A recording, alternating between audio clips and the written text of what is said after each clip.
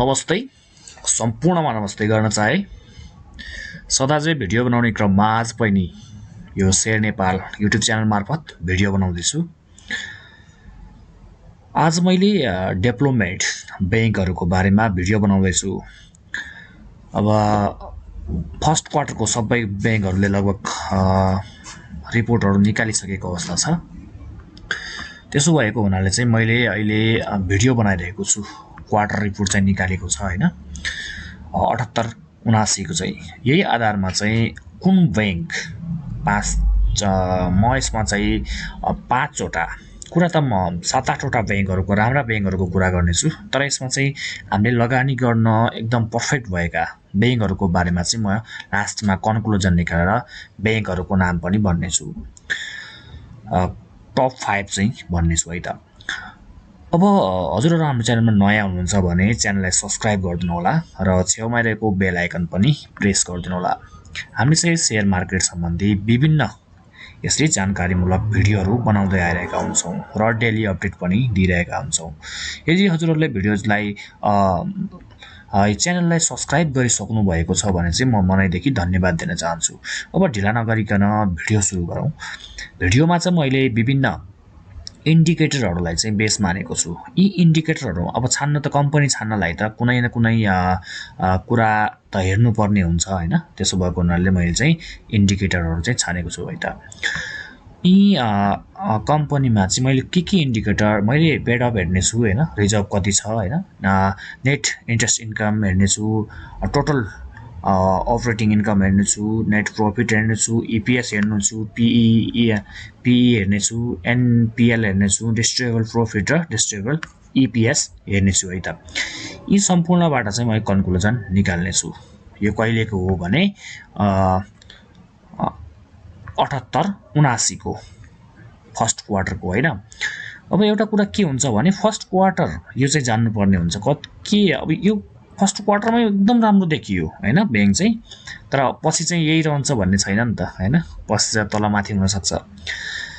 त्यसो भएको हुनाले चाहिँ अब अरु कुरा पनि हेर्नुपर्ने हुन्छ हामीले हैन। अरु डिभिडेन्ड कस्तो दिइरहेको थियो यो भन्दा पहिला त्यसरी चाहिँ चुज गर्नुपर्ने हुन्छ। अहिले मार्केट घटिरहेको छ, राम्रो कम्पनीमा चाहिँ यदि लगानी गर्न सक्यो, पहिला यदि फस्सेको छैन भनिन्छ नि मार्केटमा टोपी लगाउनु, पहिला टोपी लागेको छैन भने लगानी गर्न सक्यो के अहिले 3200 मा लगानी गर्नु र अहिले अनि अब लगानी गर्नुमा त फरक पर्छ नि त, मार्केट त तल आइसकेको छ। राम्रा कम्पनीहरु चाहिँ किन्ने हो भने चाहिँ इन्भेस्टमेन्टको लागि म कुरा गरिरहेको छु, यहाँ ट्रेडिङको लागि कुरा गरिरहेको छैन है त। अब सुरु गरौं। म अब पेड अफमा चाहिँ हेर्ने हो भने पेड अफ धेरै चाहिँ भएको चाहिँ ग्लोबल देखियो हैन, त्यसपछि एनआईबी देखियो हैन, अनि एडीबीएल एग्रिकल्चर डेभलपमेन्ट बैंक देखियो, एनएमबी देखियो र मेगा। यीहरु भनेको चाहिँ पेड अफ चाहिँ राम्रो भएको। अनि एउटा अर्को कुरा के छ भने म प्राइसको पनि कुरा गरिहाले है त। प्राइस नविल बैंक है त, यो नविल बैंकको प्राइस अहिले धेरै नै छ, 1500 अस्ति 1600 सम्म नि पुग्यो हैन, 1512 रहेको छ। अब यो 1512 इन्भेस्ट नै गर्ने हो भने बुक क्लोज भइसकेपछि हैन, बुक क्लोज भइसकेपछि प्राइस एडजस्टमेन्ट हुन्छ हैन, त्यसपछि पनि किन्न सक्छौं के हामी, त्यो बेला किन्न मज्जाले पाइन्छ। त्यो बेला किन्यौ भने चाहिँ हामीलाई फाइदा हुन्छ, प्राइस चाहिँ घट्ने छ। यी प्राइसलाई पनि हेर्नुपर्ने हुन्छ हामीले इन्भेस्ट गर्दा। धेरै प्राइस जस्तो 1500 मा हामीले 1500 लगानी गर्दा मानौ 38% पाइरा छौं भने 500 लगानी गर्दा 20% पाइरा भने त 500 लगानीमा फाइदा होला नि त हैन र। यस्तो कुराहरु पनि हेर्नुपर्ने हुन्छ हैन, प्राइस पनि हेर्नु होला। आज म खासै प्राइसको बारेमा चाहिँ कुरा गर्ने छैन, किनकि अहिले डिभिडेन्ड दिएको छ कम्पनीहरुले हैन, डिभिडेन्डको आधारमा चाहिँ प्राइसहरु चाहिँ धेरै तलमाथि फ्लक्चुएट भएको छ। अनि पेड अफ क्यापिटलकै कुरा गरौँ हैन। पेड अफको मा चाहिँ धेरै चाहिँ ग्लोबल भनिहाले हैन, 1000 10,000 लाख 10 लाख करोड 10 करोड अरब 23 अरब रहेको छ, यसको 18 रहेको छ, 16 अरु चाहिँ लगभग एउटै रहेको छ। यसको चाहिँ 23 लाख राम्रो आएको छ। र रिजर्भमा कुरा गर्ने हो भने धेरै रिजर्भमा चाहिँ एनबीएल रहेको छ, एनएबीएल रहेको छ, एनआईबी रहेको छ नेपाल बैंक र एडीबीएल र ग्लोबल, यीहरु चाहिँ रहेका छन्। र नेट इन्ट्रेस्ट अब रिजर्भ नेट इन्ट्रेस्ट इन्कम यो भनेको चाहिँ के हो भने ब्याजबाट कमाएको हो हैन ब्याजबाट कुन ब्याङ्कले कति कमायो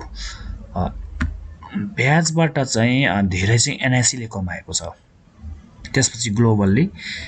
एनआइबिएलले अनि एसबिएलले र एडिबिएलले एउटा कुरा कसरी ख्याल एडिबिएल हेर्नु है त तीनटैमा भित्र परिसक्यो टपमा है पेडअपमा नि पेडअपमा चाहिँ एडिबिएल पेडअपमा नि पर्छ रिजर्भमा हेर्नु है त रिजर्भमा पनि एडिबिएल परिरहेछ नेट इन्ट्रेस्ट इन्कममा पनि एडिबिएल परिरहेछ यसरी के थाहा हुन्छ भने एडिबिएल चाहिँ राम्रो कम्पनी हो यसरी हेर्दा चाहिँ यसरी पनि थाहा हुन्छ हामीलाई थाहा पनि छ एडिबिएल कस्तो हो भनेर हैन त अनि नेट प्रॉफिटको आधारमा चाहिँ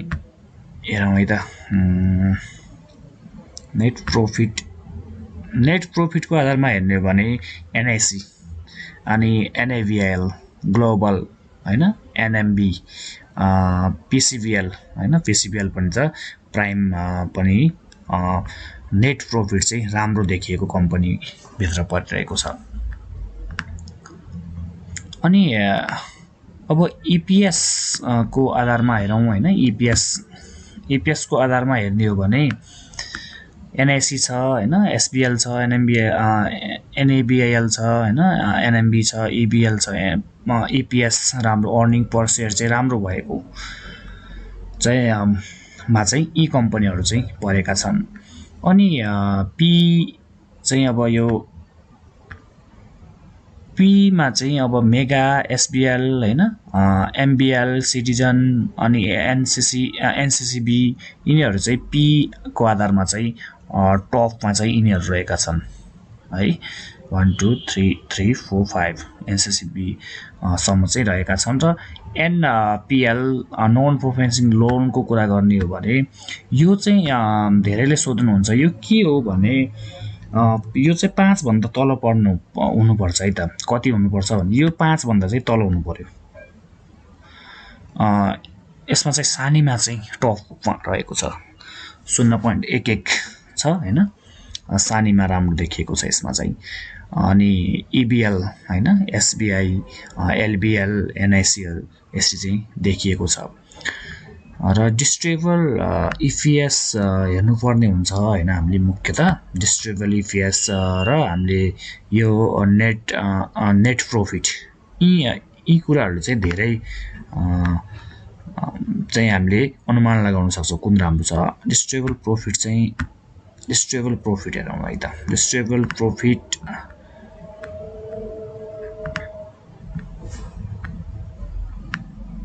डिस्ट्रिब्युटेबल प्रॉफिटमा चाहिँ एनएबीएल ईबीएल मेगा हैन एनएमबी अनि ग्लोबल चाहिँ रहेका छन् डिस्ट्रिब्युटेबल प्रॉफिट हाई चाहिँ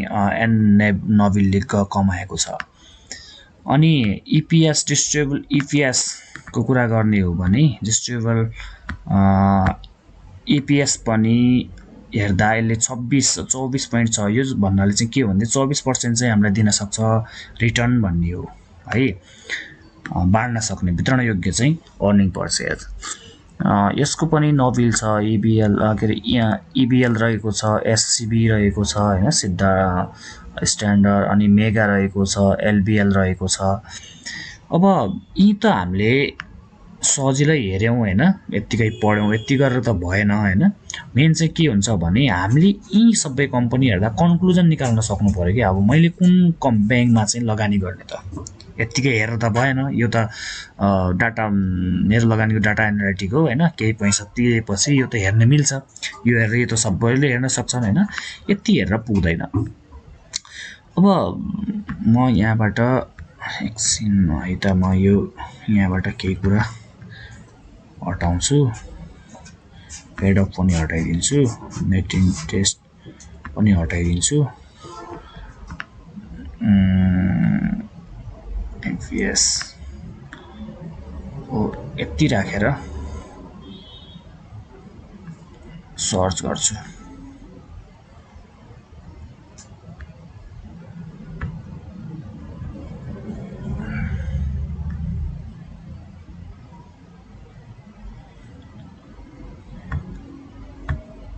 अब यहाँ हेर्न सक्छौँ है त हामी यहाँ अब बलियो देखिएका मेरो आधारमा है त मेरो आधारमा यहाँ चाहिँ बलियो देखिएका जस्तो अहिले रिजर्भ हेर्नु पर्यो होइन अपरेटिङ इन्कम अनि नेट प्रफिट यिनीहरू हेर्दा चाहिँ जस्तो रिजर्भमा र नेट प्रफिटमा चाहिँ अब एनआइसी नै आउँछ होइन एनआइसी जस्तो यी कम्पनीहरू अब मैले चाहिँ यसमा बाई गर्नु पर्यो भने चाहिँ यी कम्पनीहरूमा चाहिँ एनआइसी होइन अब नम्बर 1 मैले छुट्याउँदैछु है त टप 5 मा चाहिँ कुन कुन पर्यो भनेर एनआइसी नोबेल र एडिबिएल टप 3 हैन तपाईले नोबेलमा लगानी गर्न सक्नुहुन्छ नोबेललाई नम्बर 1 मा राख्ने हुन्छ 2 मा राख्ने हुन्छ हैन एनआइसी राख्न सक्नुहुन्छ नोबेल राख्न सक्नुहुन्छ र अर्को एडिबिएल पनि राख्न सक्नुहुन्छ एडिबिएल पनि राख्न सक्नुहुन्छ एनआइसी नोबेल एडिबिएल तीनटा भयो हैन र अर्को हामीले चाहिँ राख्न सक्ने भनेको चाहिँ अब अहिले तत्काल हेर्दा चाहिँ यो एनबिएल हैन एनबिएल राख्न सक्छौं अब यो अहिले चाहिँ यो रिजर्भ चाहिँ राम्रो देखिएको छ एनबिएल को राख्न सक्छौं चौथो नम्बरमा फर्स्ट क्वार्टरको आधारमा हेर्दै छु है त अर्को चाहिँ अब ठिकठिकै देखिएको चाहिँ एसबिएल पनि राम्रो देखिएको थियो है त मैले एसबिएल यो पनि ठिकठिकै रहेको छ यी 5 वटा कम्पनीहरु चाहिँ ठिकै रहेका छन् तर यस टप 5 मध्ये पनि अझ लगानी गर्ने नै हो भने चाहिँ एनआइसी एसिया अनि एडिबिएल र नोबेल यी 3 वटा कम्पनी चाहिँ एकदम बेस्ट रहेका छन् यिनीहरुको अब अरु डिभिडेन्ड हिस्ट्री पनि हेर्नु पर्छ यतिकै लगानी मात्रै गरेर चाहिँ हुँदैन है त मैले यो एसबिएल को भनेको थिए एसबिएल को हेरौँ है त एसबिएल को डिभिडेन्ड हिस्ट्री ल खोलेर राखेको थिएँ मैले हैन एसबिएल को ल यो रहेको छ 12 10 5 14 39 हैन यसरी रहेको थियो डिभिडेन्ड हिस्ट्री पनि हेर्नै पर्छ के हामीले कुनै पनि लगानी कम कति दिएको थियो त हैन जस्तो मैले एनआइसी भनिरहेको छु हैन एनआइसी भनिरहेको छु एनआइसी मा चाहिँ इन्भेस्ट गर्दा चाहिँ हामीले कति रिटर्न पाइराछौं भने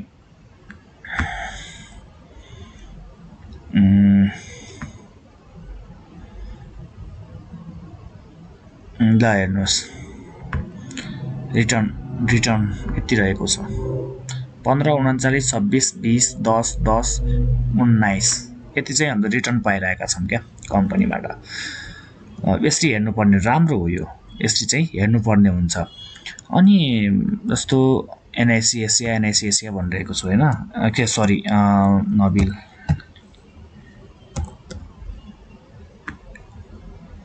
यतिकै भन्न चाहिँ मिल्दैन कुनै पनि कम्पनी हैन कस्तो रहेको छ पहिला चाहिँ भन्ने चाहिँ हेर्नै पर्ने हुन्छ मुख्यतः अब मैले इन्भेस्टको कुरा गरिरहेको छु इन्भेस्टमा चाहिँ हेर्नै पर्यो यहाँ हेर्न सकिन्छ हैन 33 12 12 यसपालिको फेरि यसमा दिएको छैन है त यो 76 को 77 को आउनै बाँकी छ 33 12 12 हैन 30 अनि 30 चाहिँ यसरी चाहिँ यहाँ हेर्न सक्छौं यो बोनस मात्रै हो क्याश यहाँ पनि छ क्याश यहाँ छ यो भनेको पैसा दिएको यो भनेको किता थपेको यसरी चाहिँ हेर्नु पर्ने हुन्छ अब आजको यो भिडियो कस्तो लाग्यो हजुरहरुलाई हैन सुझाव सल्लाह चाहिँ प्रतिक्रिया चाहिँ दिन नभुल्नु होला अनि कुन सेक्टरको यस्तो भिडियोहरु अथवा कस्तो भिडियोहरु हेर्न चाहनुहुन्छ त्यो पनि जानकारी दिनु होला तबसम्मका लागि म बिदा माग्छु हस्त नमस्ते हजुरहरुका पल शुभ बितुन् धन्यवाद